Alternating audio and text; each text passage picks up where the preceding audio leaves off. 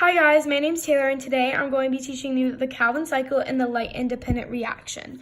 So basically what happens first is we have H2O, which is water, and that comes from the beneath the Earth's surface, and we have light energy, which comes from the sun.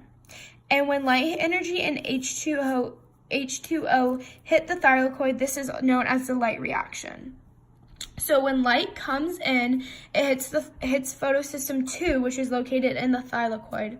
And the energy of the light is used to separate water molecules, and it ends up, hydrogen ends up losing its electrons, and we're going to change this just to H because, yeah. And then,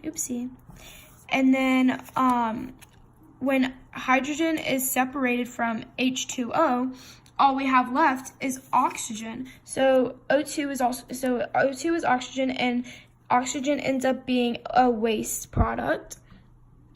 And hydrogen just ends up staying inside the thylakoid, and we're just gonna move these up so you can really see what's going on. And then there's this electron carrier that takes high energy electrons and ions, and it passes it to the hydrogen pump. And the hydrogen pump pushes its ions into the thylakoid. So when it pushes it into the thylakoid, it's just sitting right here. And then it moves the hydrogen ions to an ATP synthesizer. And the ATP synthesizer is just like it's like a machine. And the hydrogen powers are put into the ATP synthesizer, and diffusion occurs and makes ATP. So when the ATP synthesizer makes ATP, ATP is released into the stroma. And this is where we end up going to the Calvin cycle. So next, we go to the Calvin cycle, and for this Calvin cycle to operate, we're going to need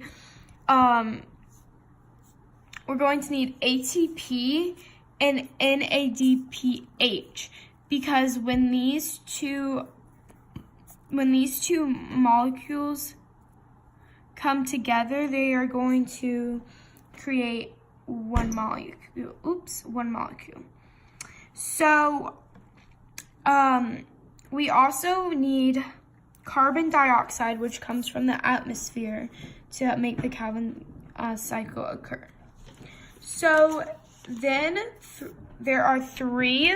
So we're going to have 1, 2, 3. And we're going to have 3 turns in the cycle. And we are using 3 molecules of CO2 and CO2 produces 6 molecules of G3P, but however, only one of the 6 molecules exits the cycle as an output. So while the remaining 5 enter a complex process that regenerates more RUBP to continue the cycle, 2 molecules of G3P produced by a total of 6 turns of the cycle combine to form 1 molecule, which is glucose, which we know as sugar. After glucose is the product, the the leftover of these 3 reactants is NADP and NADP plus and ADP. So thank you. I hope you guys enjoyed, and thanks for watching.